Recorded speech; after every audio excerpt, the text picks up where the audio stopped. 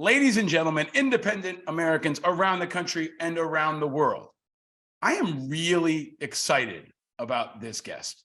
This is a person that has been a friend for a long time. Before he was a friend, he was someone I admired and respected. And I don't know how in the hell he hasn't been on the show before. He's one of the smartest people I know. He's one of the most dedicated people I know, and one of the most interesting people I know, and someone who can help us through this very wild and weird time in America. Finally, the great and powerful Gideon Yago is here on Independent Americans. Welcome, my friend. Hi, buddy. It's nice to see you, Paul. Hi, buddy. What took so long? Why the fuck haven't you been on before? I don't know. I mean, I don't produce this show, so that's like an internal question you're going to need to like dig deep and ask yourself. But I'm here for you now, as I have been here for you for so long. So it's nice to make it officially official. Well, if you were producing this show, it'd probably get a Peabody and an Emmy and a couple presidents on it, like you did in the past. We'll get into that. I want to talk about MTV. I want to talk about the state of the media. I want to talk about the writer's strike. I want to talk about politics. But I was trying to think, like, as a starting point, where did we meet? Do you have any idea when we first I know exactly where we met. I can tell you exactly where we met. We met inside the Democratic National Convention in Boston in 2004, where you were working on something called Operation Truth at that time, before it was the Iraq and Afghanistan Veterans of America. And I was doing live hits. It was probably the second or third story of whatever the arena was in Boston. I was doing some live hits, and you came over and you had seen the stuff that we had done earlier in the spring, and then the winter, and then the spring prior with the invasion of Iraq. You came over and you gave me your card and you said, nice work. And if you ever, this is my work, and blah, blah, blah, blah. And yeah, and then I think we've been buddies ever since. So what is that, 19 years now? Yes, we met in our 20s and now we're in our 40s. Happy 20th anniversary of the Iraq War to you, my friend, because I feel like we bonded over our love for the Iraq War, almost like maybe our obsession with the fact that everyone else didn't care about it as much as we did. Maybe was a starting point, right? That was entirely it. Where, like, yeah, you had just come home and you were like, why is this not more in the forefront of the national conversation? And I was like, I agree. And then we got to work. And here we are 20 years later. So a lot to get into on that. But let me ask you the question I ask everyone, my dear friend Gideon Yago. Where are you and how are you? I am in Griffith Park in Los Angeles. I'm doing pretty good. I'm a dad to two small children. So I have had to get two humans from like zero to like wiping their own butts in a pandemic. So that was a task. I'm on strike. My union is on strike. So I am out there on the picket lines, fighting to protect skilled labor in America's bullshit entertainment business. And what else? I don't know, man. I'm okay. Fighting a little midsectional girth, freaking you out. Last time I was in New York, I was in a suit. That scared you. You had never seen me in a suit before, and that was weird. But otherwise, shit's good. Can I say shit? Shit's good. Yeah, you can say whatever the fuck you want. I mean, you probably could have always said shit, Gideon. I mean, you've always been carving your own path. But when we hadn't seen each other at least since the pandemic, and I saw you in New York, and it was such a perfect meeting because we met up in a playground in Union Square. It didn't used to be a playground, used to be a bar. That's right. Back when we both lived in the East Village, and we used to hang out a lot. And it was like a Friday afternoon at Union Square, which, by the way, like peak Union Square. Peak Union Square, peak weather, but also like, we met at the Democratic Convention. We've both been to Iraq. There are a few things that are more dynamic than a playground in Manhattan on a sunny Friday, right? It was wild. And you show up in a suit. I thought you had been like captured by the man. I was like, what? Don't tell me you're like a real estate broker or something now. But it was not the case. But it was always, man, we've had a lot of great walks and talks over the years in a lot of different places. And I'm glad you remembered exactly where it was, because you and I have been talking offline about this moment in America and also MTV. And I want to, maybe we can start with that. Sure. Because I was reflecting on how important MTV News was and how formative it was and how pivotal it was to the national conversation.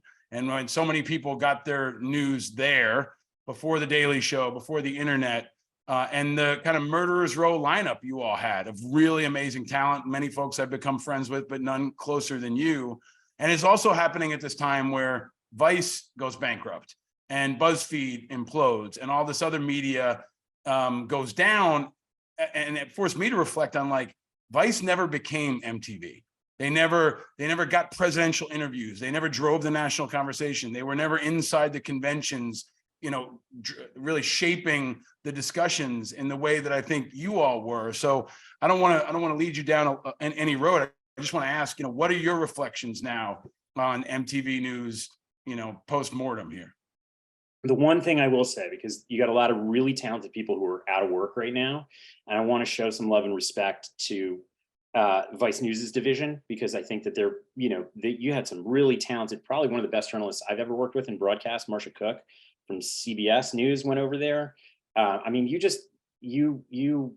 they had some really good people doing really hard work. I know Shane did sit down with like Obama and stuff, but in terms of the broad cultural impact, in terms of like being people's go-to spot, if you were, you know, between the ages of, I think, 13 and 24 for, oh God, from the late 80s to the 2010s, no, they didn't have as broad of a cultural impact. They didn't stay with the audience as long. You know, they weren't as continually viable of a brand as what we were.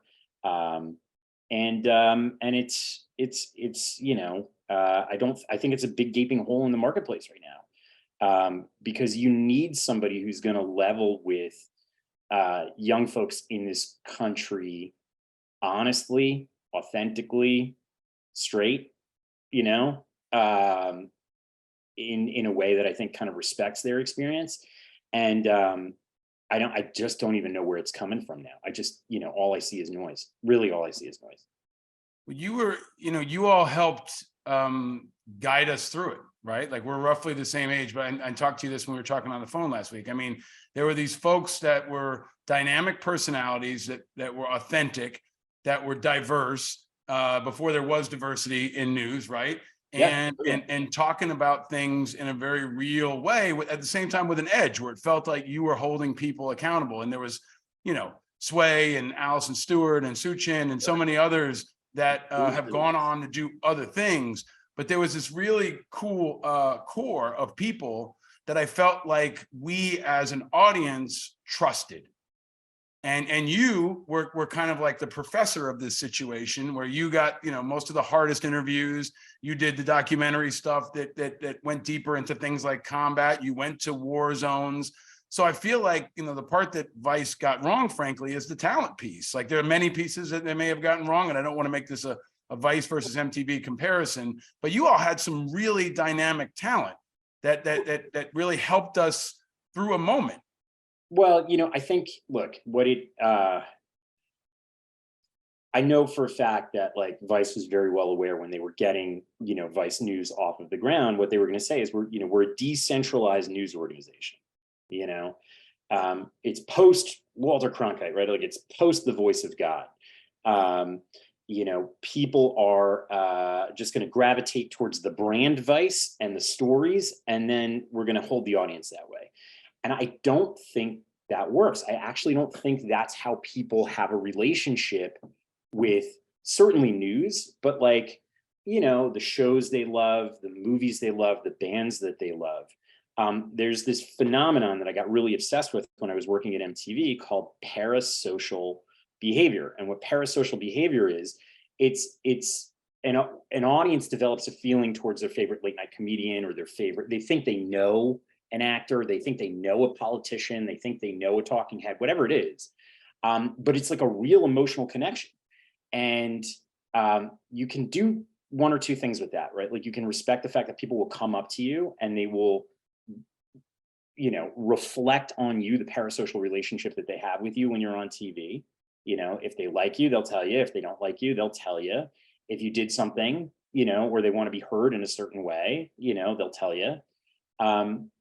But you can't just do that with a brand, right? Like you can't do that with Coca-Cola. You can't just do that with Ford, and I think you see that, not to hook it to the writer's strike, but I think that's that's why you've got all these people out, potentially the directors and the actors as well, is because the conventional corporate wisdom that ruled Vice at that time, and I think exists right now, is that folks have that relationship with a corporate brand because the people inside are drinking the Kool-Aid. And maybe there's there's an analogy here for like the Democrats and the Republicans, right? Like people have a relationship with, the party, and it's just not true. People have a relationship with human beings, human content, human feelings, human ideas, and you have to cultivate and nurture that, even if it comes, if it's somewhat expensive to do. So, kudos to all the honest brokers out there. Kudos to all the people that are still in the game and trying to have a respectful relationship with their audience and level with their audience and be straight with their audience. It's a hard job, and I think the people who pull it off are just fucking awesome. I put you in that category because when I met you, I felt like I knew you already, right? Because I grew up watching, or at least for a couple of years. When did you get to MTV? Like 2000? Yeah, late '99, December '99. And I want to ask you to reflect on that story and share that if you can. I know you have before, but for folks maybe who haven't heard how you got there, I think that's important. But before we do, that central point you're making is so critical where, I trusted you before I knew you. And then when I met you, like where a lot of people fail, you were, as honest and had the integrity in person that I saw on TV. So I said to you, let's get into Iraq. Let's start to go into this. We were in regular contact. We were connecting you with people who were sources, right? And I found that to be true with a couple people in the MTV News Network, that it wasn't bullshit. You guys were the same out in front that you were in the back.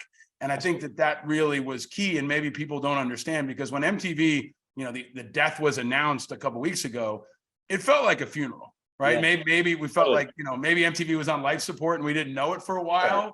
But when they announced it, I remember when I stepped down from IAVA, somebody said to me, like, this is going to be as close as you get to watching your own funeral. Yeah. Right. And so you all finally got in many ways the love and respect that I think you always deserved, and maybe forced us all to reflect too on the fact that I told you this, like, we miss your voices. Like, I want to see a reunion, and I don't know if it's going to be Andy Cohen or the Atlantic or someone, but I hope maybe it's, the writers when they come back on strike, that gets you all in a room or finds a way to tell the stories of each of you, because I think that is so important. You came at it from different places, you went off into different places, but you were really kind of the trust keepers for at least 2 decades for a generation of Americans and around the world. You were interpreting America for the world in a way that maybe we'll never see again too. Yeah, I mean, it was a really unique thing. I mean, it's funny that you should talk about it like attending your own funeral, because that was the thing that I keep thinking of, is like that scene in Tom Sawyer, where he like goes to his own funeral and he hears all these people say all these like things about him. He's like, oh, maybe it wasn't that bad of a guy. I think people were mourning. I think it would be foolish to say that people were mourning like me or my work, or dare I even say, Sway in his work, Suchin in her work, Kurt in his work, John in his work, all wonderful people. I think what was mostly people were mourning was that there was a shared experience, that there was a place where lots of different people from lots of different walks of life went after school, to be raised by their television and hang out with their TV friends. And that, our little crew, like our little, AV squad, was a part of that experience that people really loved and thought of fondly and had a lot of, strong moments with. I don't know where you have sports, I guess. Mm-hmm. Sports, it's up to the athletes now. And I think a lot of them have taken on these wonderful outspoken roles, but I don't know where America has that shared experience, and it's for a loss. Because you need public things. Like you need to share reality with fucking people, because if you cannot share reality with people, God help us. I mean, I feel like that's been the ill of like the last couple of years in this country. Is just you have a bunch of people who just exist in these parallel but like not contiguous realities.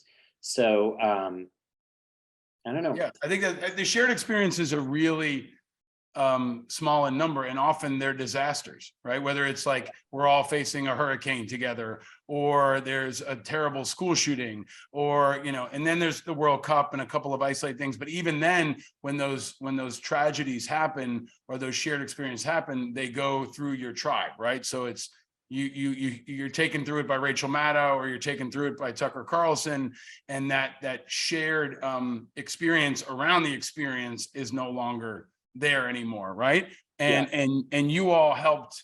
I think I remember being that kid coming home from school, and I think I was telling my wife the other day, we were leaving we were leaving a sporting event. I can't, and Home Sweet Home was playing the old Motley Crue song, and I Yeah. remembered like how we were coming out of maybe we were coming out of the Knicks game or something, but like we were remembering. I remembered to her. Remember when that was the #1 song on Oh my MTV God. for like a Absolutely. year, Oh right? God. I remember the video intimately. Vince Neil and Yeah, the with the slow starting out with mo, him on right? the Yeah, yeah. motorcycle and the whole thing. But like it was all a shared experience. We shared the music, we shared the people, we shared, I think it was Kurt telling everyone that Kurt Cobain had died, right? So we Absolutely. shared all of that together, and it's fragmented. So there's a real nostalgia for that now. But I Yeah. also wonder if there's an opportunity, because there's so many folks, like I've said this to you many times over the years. I wish America was hearing from you right now, because you have that perspective and you have that reflection, and you also had that commitment. I mean, you got a Peabody, you got an Emmy, you got respect in a higher level too. Let me tell you how shitty the aftermarket is on used VJs. Like, not to mention, like, I have to, like, people who are watching this have to be like, Jesus Christ, what the fuck happened to him? Is that a gland issue? Like, he looks terrible. I feel like I'm the ghost of Christmas future, just here to like rattle my bones and terrify you about the ravages. Bad. You just look a little grayer. You didn't gain 400 pounds. You don't look that bad, man. It's kind of you to say, but no, I tried. There were different times where I think I tried to get back in the game. There was like some restructure shit over at like 60 Minutes where I was like, oh God, I would love to, or some like like startup stuff that had happened. And this, we're talking within the last like 10 plus years. But the thing about waves is that they close out on you, Mm-hmm. if you don't ride them.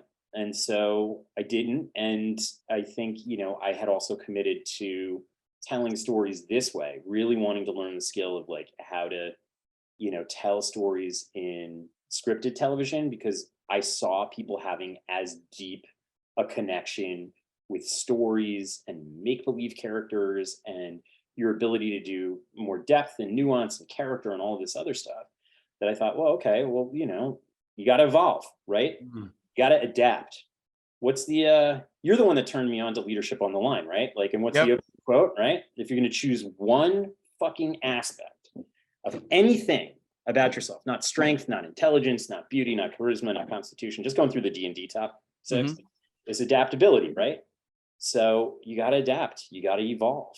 Well, So, you're doing that, and you've always done that, and I want to go deeper, but I also want to ask you if MTV is dead, and we're all at MTV's funeral here. Funerals are fun because you can kind of tell the stories about the person you knew, right? And I would ask you. We should be Sorry? drinking at this. We should be drinking at this We funeral. we should be. I mean, I think that's a part. We It used to drink. is 9 a.m. here in Los Angeles. So We could still drink often and later. But in the meantime, like, are there any anecdotes or parts of MTV that you want folks who, whether they loved MTV or whether they're now like learning about MTV News for the first time because they're the younger generation, or they're an older generation, never really understood it? What is there anything you want to share about MTV that you feel like needs to be told? Okay, I'll tell a story. I'm going to tell my September 11th story. Can I tell my September 11th story? Yes, please. Because like that was I think that's where it got really real for me. And I don't really tell the story very often, but I think it's a good story because it's like the totality of like a fucking day while I was there. So I was asked to leave MTV on Thursday, September the 6th. My contract was going to be up. My option was running out. And I was told that I was no longer needed. And the reason that I was no longer needed was I was hired in 2000 to do like get out the vote, politics for young people kind of stuff.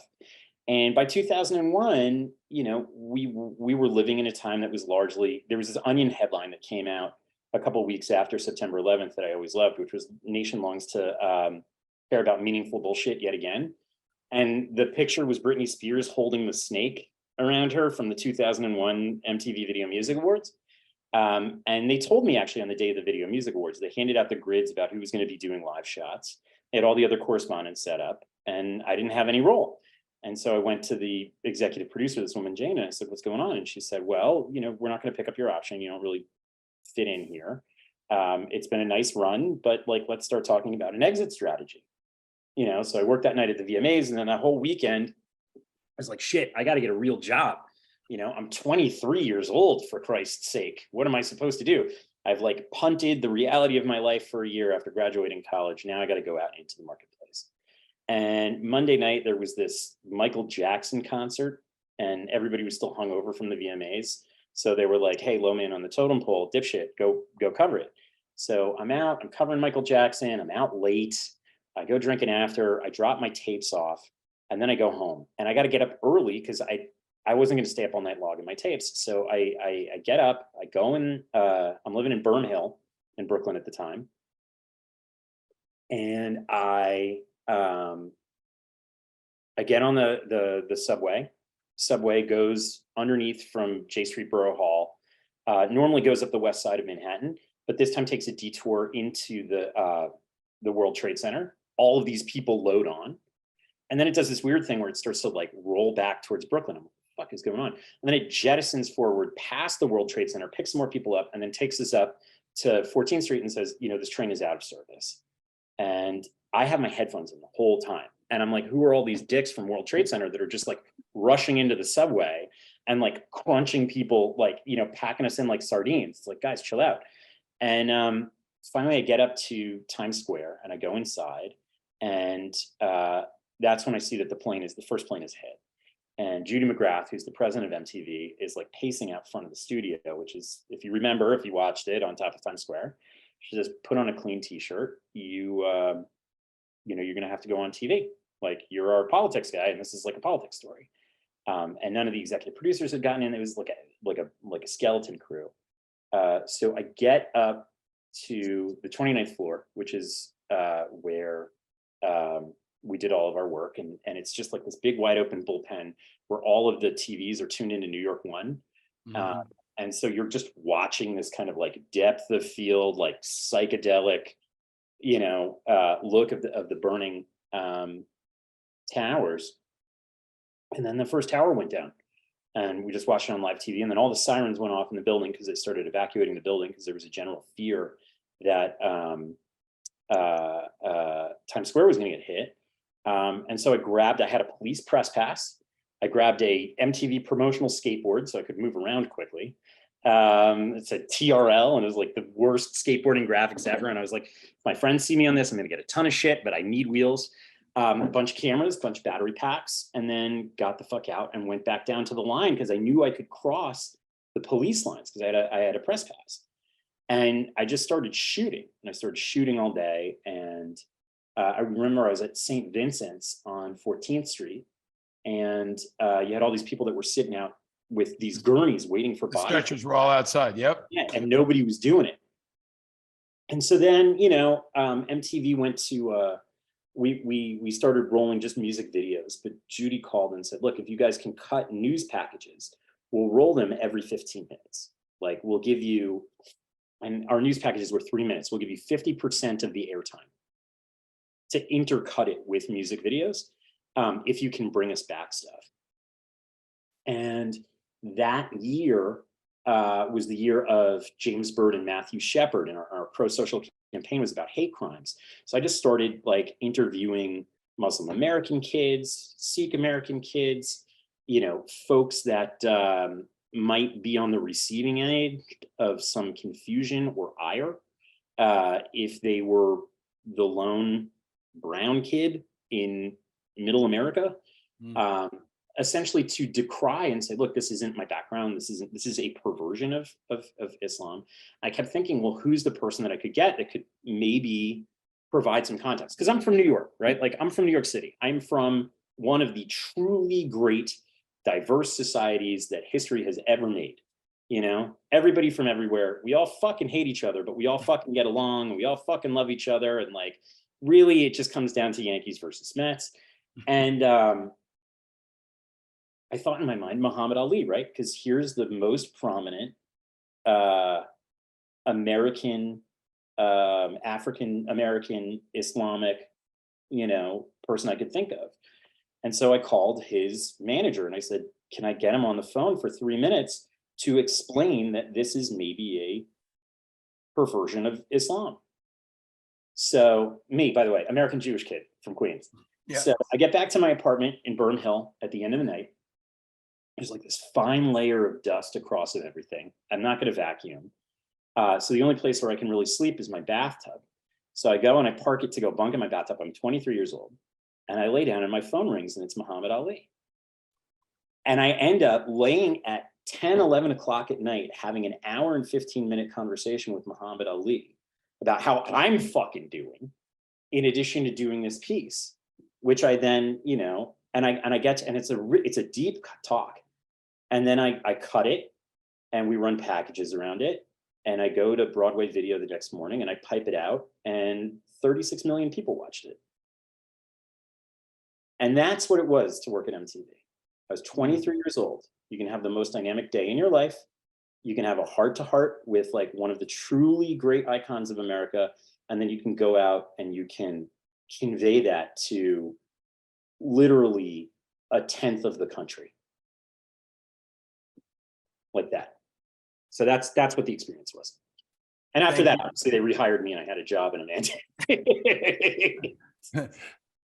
Thank you for sharing that. I think you and I talked years ago about how I still want to create a show that's just called 9/11 Stories, because everybody's got a 9/11 story, and they need to be told. But yours is so unique and powerful and exceptional. And maybe when the writer's strike is over, you can write that story, because that would make a hell of a movie right there.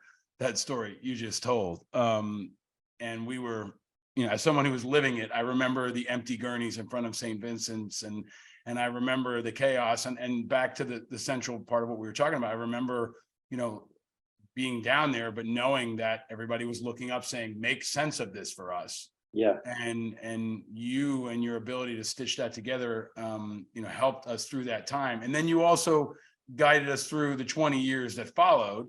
And we could maybe do a whole series on Iraq and Afghanistan and post 9/11. But let me just ask you this, because I love your insights on all things, Gideon. Now you're a parent.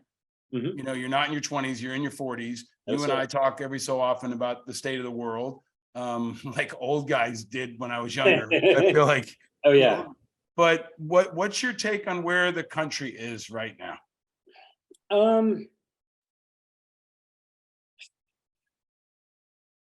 It's not great, Bob. I mean, look, I think of these things in terms of my son, and I think of these things in terms of my daughter. We have been friends for what, 20 years, right? Mm-hmm. We've been friends for roughly as long as we were old when we started, our narrative began, and we kind of really engaged with the world in a meaningful way. I think back to those times, and there are things about those times that I think were, really particularly difficult. If you're lesbian, gay, bisexual, transgender, I don't think living at a time, in the late 90s, early 2000s, was as, welcoming, accepting, as America is now. So it's easy to say, oh, those were the good old days, right? And be like, blissfully unaware of the way that it impacted it. I think there's a conversation about race. I think there's conversations about gender that, like, yeah, it was a great time to be like a fucking straight white guy, but like there was a lot of culture of acceptance for, toxicity in the workplace, along the lines of race and sex. And I think we made a lot of progress as a country in that direction. And I think we've had a lot of difficult but necessary conversations. Because again, if you're going to choose one thing, you choose adaptability. Having said that, I look at the things that would have to go right, the number of successive things that would have to go right for my son at 20 to have the kind of opportunity and to have the kind of, let's just start with opportunity that we had. And I think that part of the American dream is fucking broken. And I think America is broken. And I think, the boomer thing of just like wait until they all die out to start addressing these problems because it's not politically expedient to do it. Fuck that noise. We got kids, and it's going to take a minute to turn a ship this big. So, the gun thing freaks me out because I remember what a big deal Columbine was, and I remember what a transgressive and taboo breaking change it was to have to worry about a school shooting as a part of daily life. I'm a gun owner. I'm not, and I don't believe that, you should have some of these weapons without regulation and background checks and insurance, because I'm worried about sending my kid to a public school, or a private school or a fucking synagogue, knowing that, there's just a higher risk basis for him getting shot. And I keep saying him because he's like out in the world. My daughter's only 18 months. So it's not like I don't give a shit about her.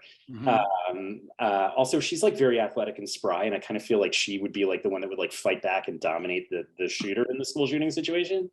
But that's worrisome to me. Can I ask you to just wages have been stagnant for 20 odd years. That's worrisome to me, that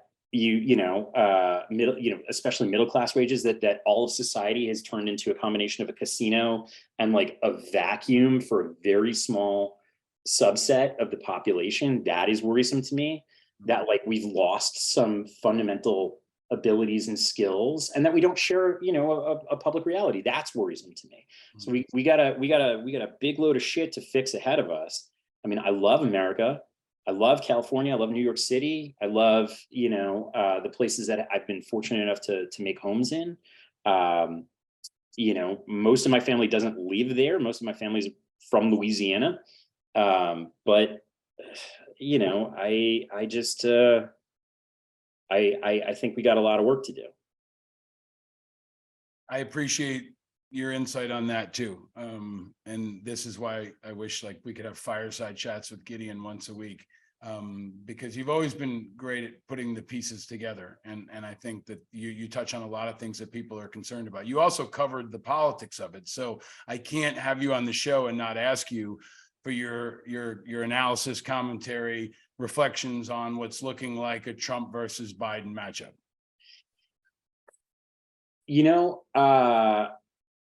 Look, I mean, you kind of, Freud calls it civilization and it's discontents, right? You're not going to get everything you want. Like nobody wants to deal with the discontents part of civilization, but there's a discontents part of a civilization.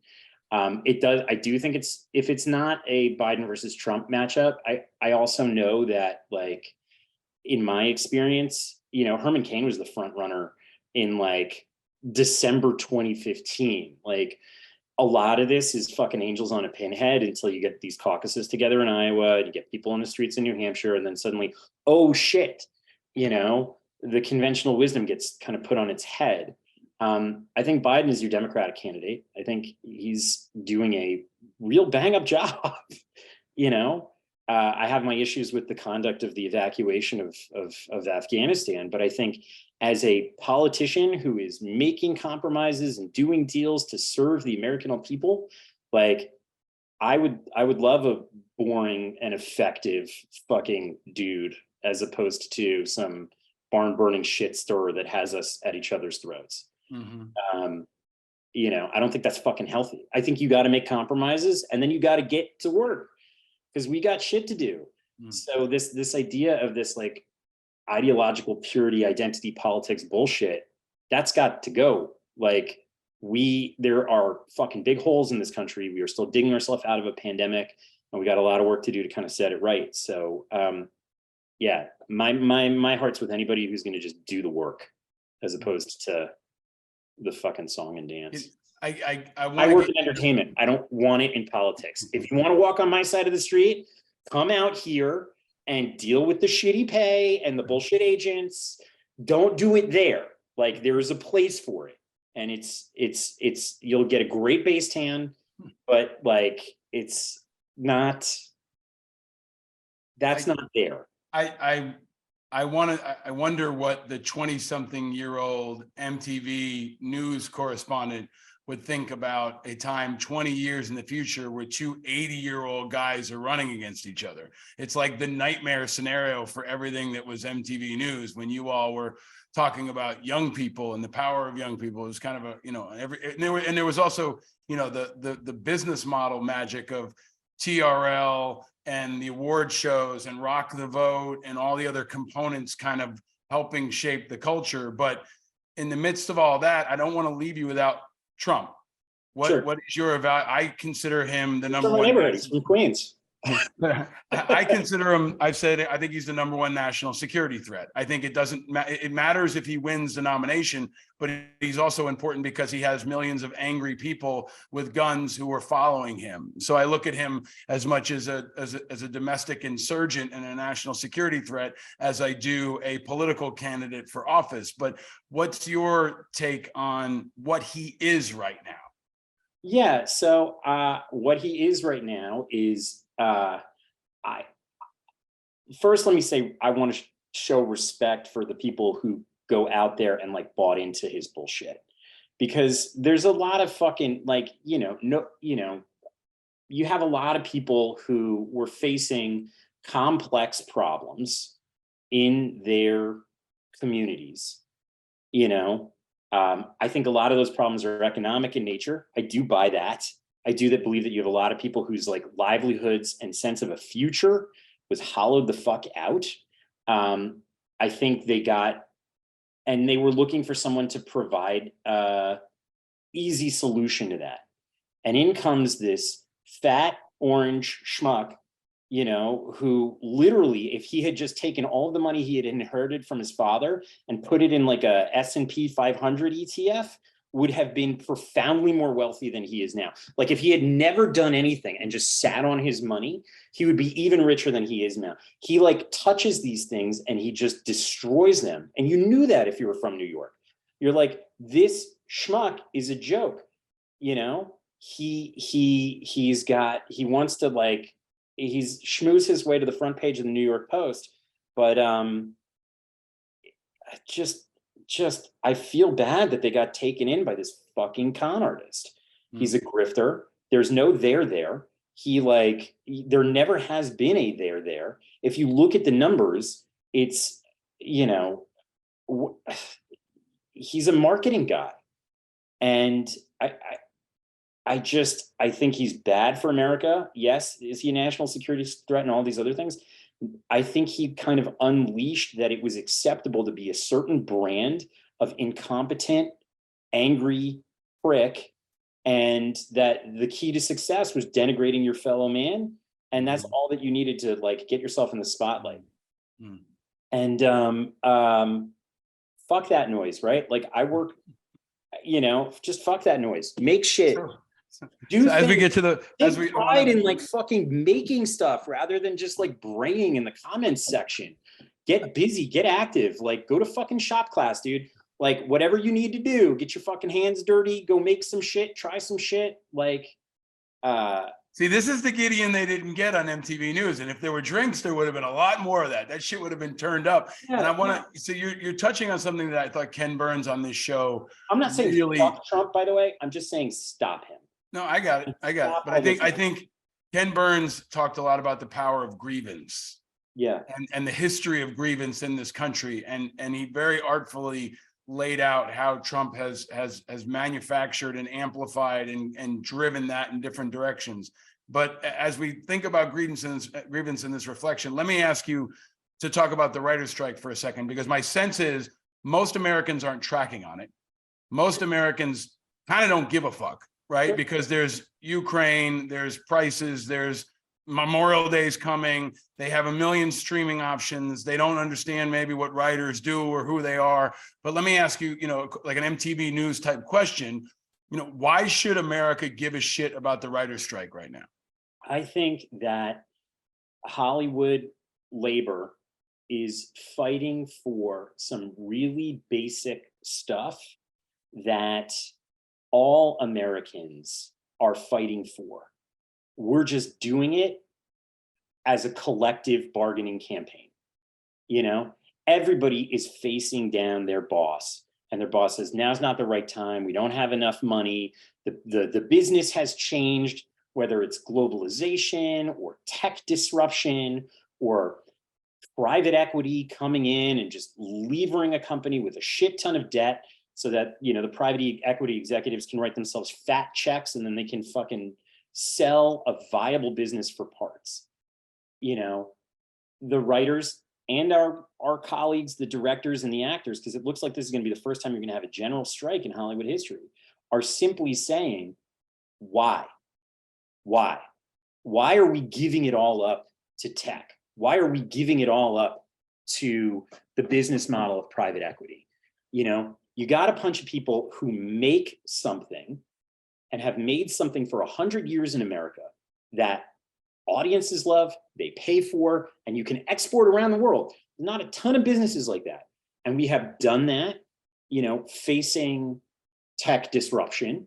We have done that facing, you know, audience fragmentation. We've done that, you know, facing a business where like even our streams of income have been annihilated.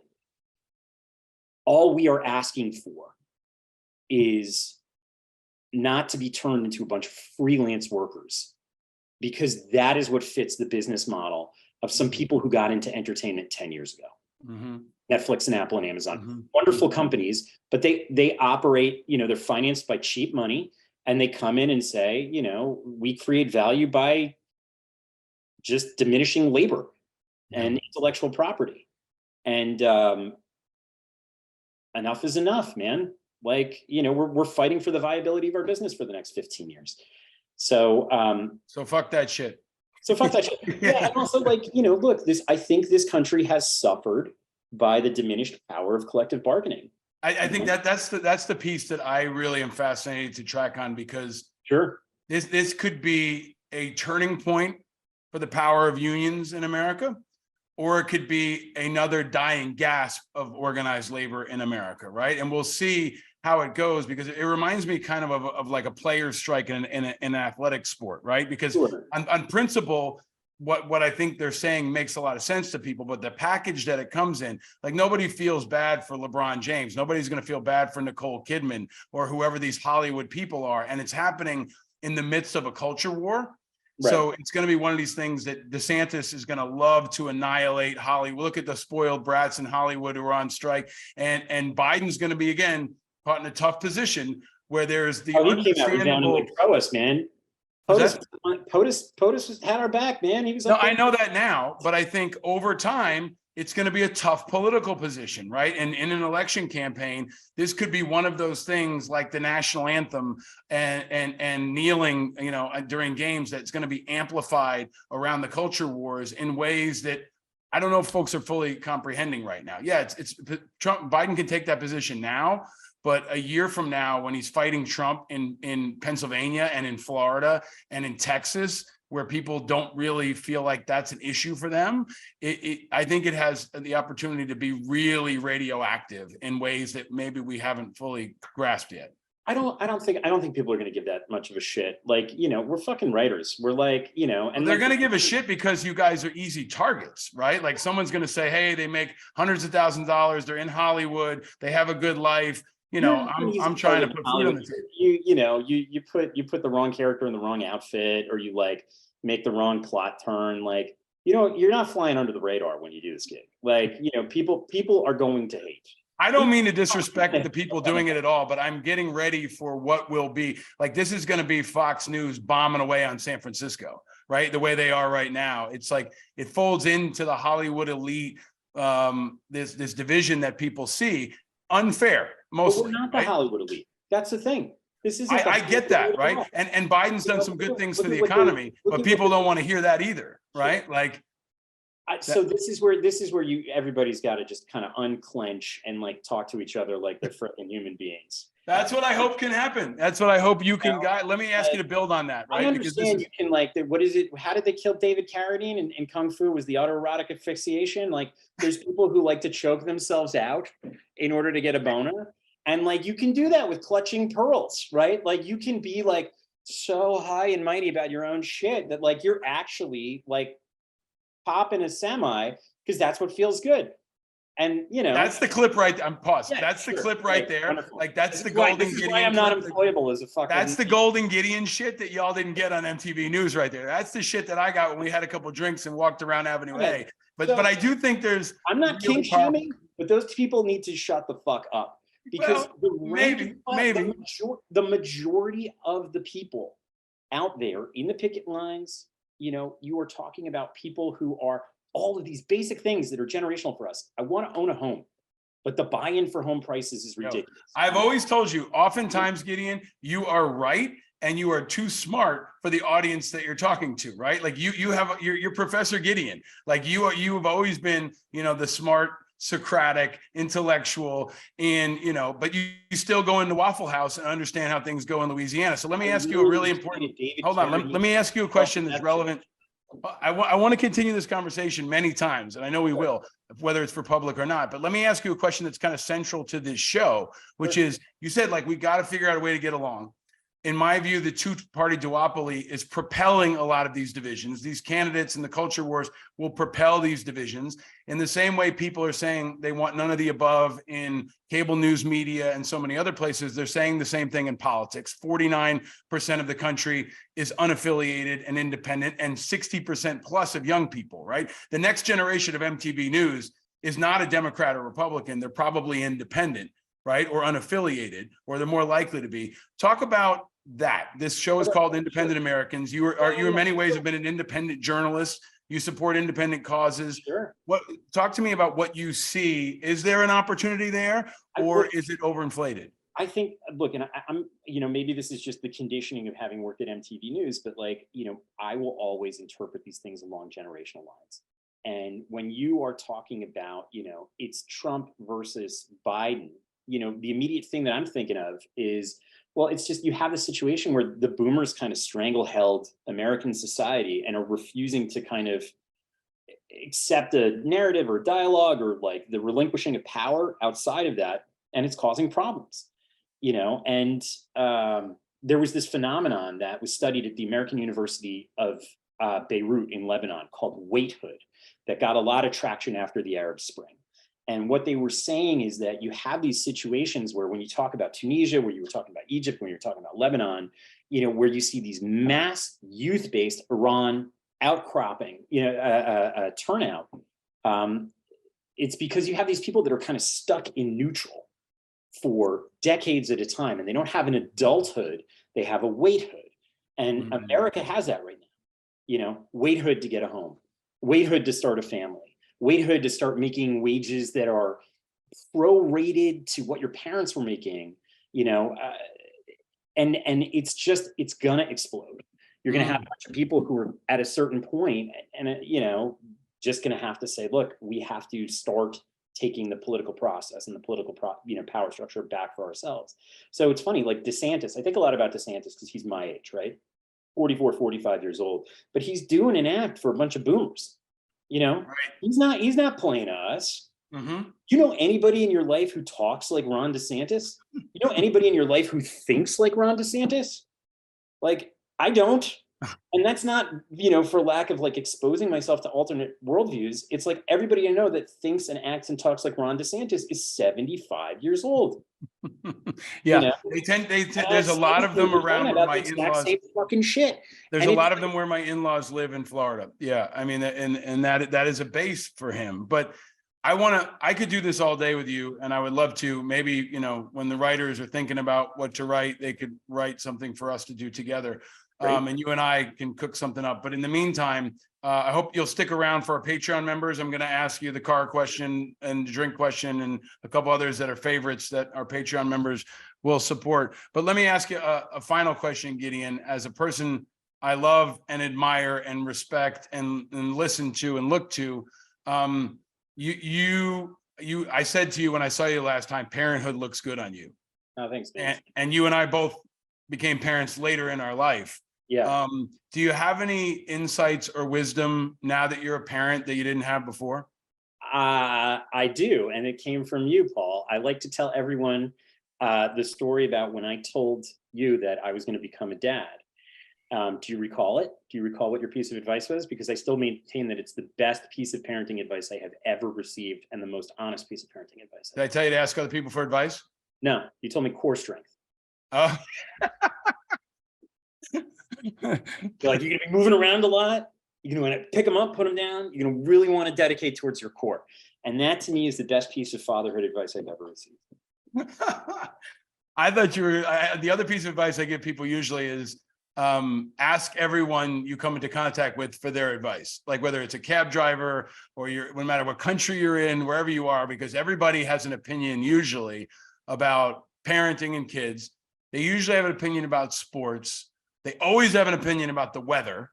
And then usually they have an opinion about local politics, right? So you can ask any New Yorker, hey, what do you think of the mayor? Nobody's going to be like, I don't really have an opinion, right? Everybody's got a fucking opinion on the mayor. And I think if you ask people about parenting, if they don't have kids, they feel uniquely entitled to share their opinion. And it is a source of great information and wisdom. But you are a great source of information and wisdom. I am grateful that you finally joined me on this show. I hope we can do it more often. Folks watching on video will get an inside look at your copier. It looks like you stole it from MTV. That's right. In 1998. You have an actual copier there. I gave you shit earlier that we can see inside your bedroom, and there's something on the bedside table that kind of looks like a dildo. Kind of looks like a dildo. It's not. It's a Harvard Kennedy School water bottle. Which is such a perfectly Gideon. It's not a dildo.